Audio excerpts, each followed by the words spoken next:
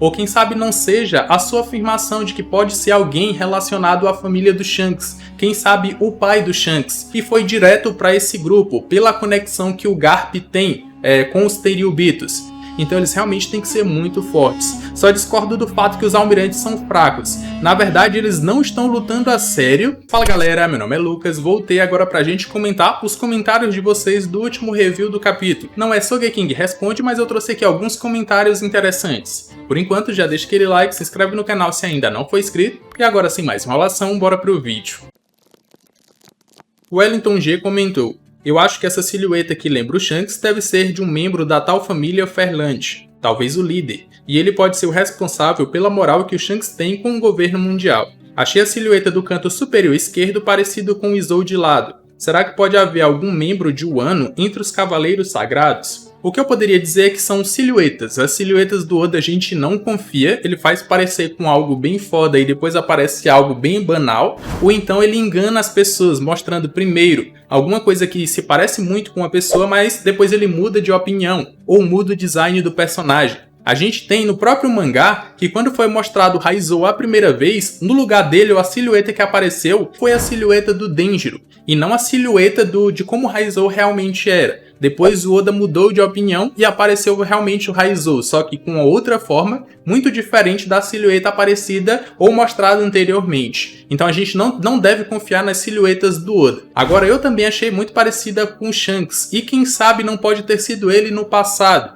Quem sabe também não pode ser um clone, já que o Oda está trabalhando muito com isso. Ou quem sabe não seja a sua afirmação de que pode ser alguém relacionado à família do Shanks, quem sabe o pai do Shanks. Quando apareceu o suposto pai do Zoro, a silhueta dele era muito parecida com a silhueta do Zoro e lembrava muito. Agora a gente descobriu que é um tio e não um pai do Zoro. Quem sabe também não possa realmente ser um pai ou um irmão do Shanks, que é um Tenryubito. E aí fica confirmado que essa família Fairland, na verdade, era uma família de Tenryubitos, ou só que o Shanks foi roubado ou foi tirado da sua família. É algo bem interessante. João Paulo comentou: e se Dragon já fez parte desses Cavaleiros Divinos, provavelmente Dragon foi da Marinha. Porém, se ele não foi almirante e sim participou de algo muito maior e resolveu derrubá-lo. Bom, durante o Reverie foi revelado que o Garp tem conexões com os Tenryubitos, que ele saberia como uma pessoa normal pode se tornar um Tenryubito. Isso foi revelado pelo irmão do Sabo, que agora se tornou o rei de Goa. E aí essa conexão faz a gente se questionar se o Dragon realmente não fez parte desses cavaleiros no passado. Ele começou como marinheiro, mas não se tornou almirante e foi direto para esse grupo pela conexão que o Garp tem com os Tenryubitos. Mas aí a gente empaca no fato de que o Garp nunca teve relação ou nunca quis ter relação com os Tenryubitos, por isso que ele não se tornou almirante. Por que que ele não quer ou nunca quis ter relação com os Tenryubitos e deixou o seu filho ou fez com que o seu filho trabalhasse diretamente para eles, sendo um dos Cavaleiros Divinos? Mas eu adoraria que o Dragon já tivesse feito parte desse grupo no passado. Essa memória ou essas silhuetas que apareceram foi no passado, quando ele fazia parte desse momento, e aí ele saiu por ver as atrocidades diretamente, ou está diretamente ligado às atrocidades que o governo mundial faz no mundo de One Piece. E por isso que ele deixou esse grupo e resolveu criar o Exército Revolucionário. Gostaria muito que essa possibilidade fosse realmente confirmada. Christoph comentou: cara, nessa parte da passagem secreta para chegar aos mantimentos, na minha opinião, tu tá muito errado. Esse povo se acha superior, que tem absoluta certeza que ninguém atacaria eles. Uma das coisas que vai derrubar eles certamente é essa soberba. Eu concordaria com você se os Tenryubitos realmente fossem aqueles que realmente comandassem todo mundo de One Piece. Mas a gente descobriu recentemente que na verdade não é. Não são eles que comandam o mundo, mas sim os Goroseis que estão acima e o Imu-sama que está acima deles. O Imu-sama, ele tem que fazer, ou ele sempre fez, trabalhando por debaixo dos panos, ou ele sempre teve ações por debaixo dos panos para que nada desse errado, para que ele perdesse o seu trono, que ainda ninguém sabe que ele realmente existe. Então eu acredito que tenha sim, ou possa ter uma passagem secreta para que ele não precise ou não seja obrigado a sair de Marijos. E por isso ele sempre fica lá, ou ele sempre esteve lá. Se as coisas realmente dependessem só dos Tributos, eles já teriam caído há muito tempo, porque eles só sabem querer mandar em outras pessoas, querer os luxos da vida, e eles realmente não querem trabalhar para manter isso. Se não fosse os Goroseis e o Imu-sama por trás deles, eles já teriam perdido tudo isso, justamente pelo que você falou, pela soberba que eles têm. Mas o Imu-sama não é assim. Os Goroseis, eles não são assim. Eles têm que agir seguros para que o Imu-sama sempre se mantenha no poder no mundo de One Piece, e ele nunca vai sair. Por isso que eu acredito que tenha alguma passagem secreta para que os mantimentos cheguem lá em cima, e eles não vão ser obrigados a sair do topo da headline. Kawan comentou: espero que sejam fortes esses 12 cavaleiros divinos, porque os almirantes estão muito fracos. Esperava muito mais dos almirantes. Primeiro que ainda não foi revelada a quantidade deles. Quando o Dragon fala sobre isso e a gente vê a silhueta deles, aparecem 9 e não 12. A gente não tem noção de quantos realmente eles são. Apareceram só 9, mas pode ser que tenha até mais. Só que a gente só consegue ver 9 silhuetas ali. E aí essas 9 remetem muito aos Cavaleiros da Távola Redonda. Então pode ser que realmente sejam só 9 e não 12. E sim, eles têm que ser muito fortes.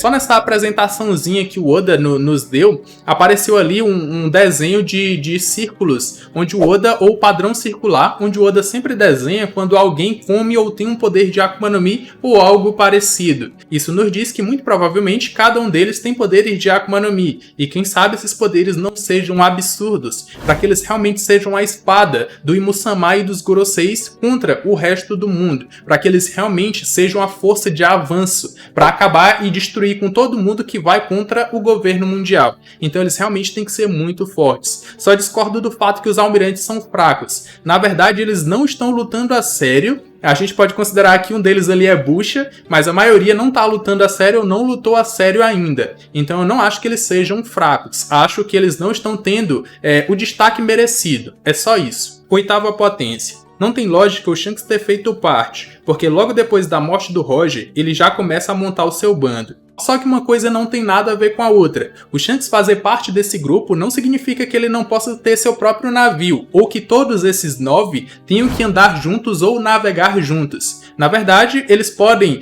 trabalhar em vários pontos distintos, e eles só se reúnem quando tem uma assembleia ali com o Imu-sama, com os Goroseis. E isso corrobora com o fato do Shanks ser um desses caras. Porque não foi só a sua força que fez ele entrar nesse grupo, mas a força do seu bando. E a gente pode até imaginar que por ter feito parte desse grupo, ele ganhou notoriedade no mundo e acabou se tornando um dos Yonkous depois disso. Lembrem que o Bug perguntou se o Shanks já não iria atrás do One Piece naquele momento, depois da execução do Roger. Mas o Shanks disse que não iria porque não era o momento, ele sabia que ainda era fraco. E aí ele foi atrás de poder para se tornar forte o suficiente para pegar o One Piece. Agora, atualmente, ele tem essa força e ele vai atrás do One Piece. Mas para ter chegado nesse ponto, muito provavelmente ele deve ter feito parte desse grupo e por isso que ele tem essa autoridade para ter uma assembleia diretamente com os Goroseis. Maria Fabrício comentou: Lucas, o Dragon só está lutando apenas contra o governo mundial, então o Dragon não ajuda as pessoas que estão sofrendo pela tirania de alguns reis malvados? Na verdade, não. Como eu falei no meu review, o maior inimigo do Dragon é a tirania. Qualquer um que for tirano vai ser deposto do seu posto.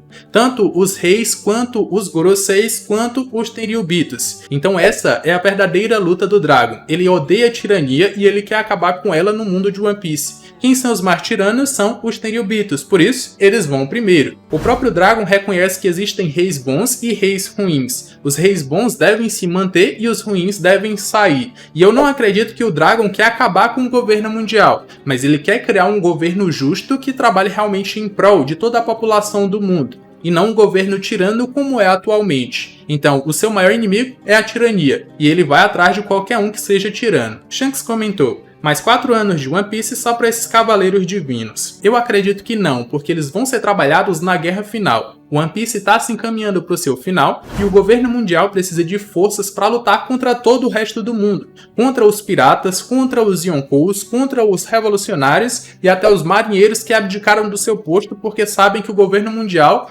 trabalha de uma forma ruim ou de uma forma tirana no mundo. Então eles precisam de um exército forte para lutar ou para ser a arma deles, a espada deles, para avançar contra eles. Então eles vão ser trabalhados nessa guerra final, como a força do governo mundial. E não que vai ter um arco, como teve com os Chichibukais. O Oda disse que One Piece se alongou por mais de 20 anos, porque teve que trabalhar os Chichibukais separadamente. O Luffy veio derrotando cada um deles, e aqueles que ele não derrotou se aliaram com ele. E eu não acredito que vai ser assim com os Cavaleiros Divinos. Por isso eu não acredito que One Piece vai se alongar mais 4, 5, 10 anos por causa deles não. Agora chegou a sua vez de participar desse vídeo. Comenta aqui embaixo suas opiniões, se você concorda ou discorda com alguma coisa que eu falei nesse vídeo. Se quiser assistir os outros vídeos aqui do canal, vou deixar na tela final. Acredito que vocês vão gostar. Por enquanto já deixa aquele like, se inscreve no canal se ainda não for inscrito. Os dois vídeos vão estar aparecendo aqui na tela final. Eu me despeço por aqui, um abraço e valeu!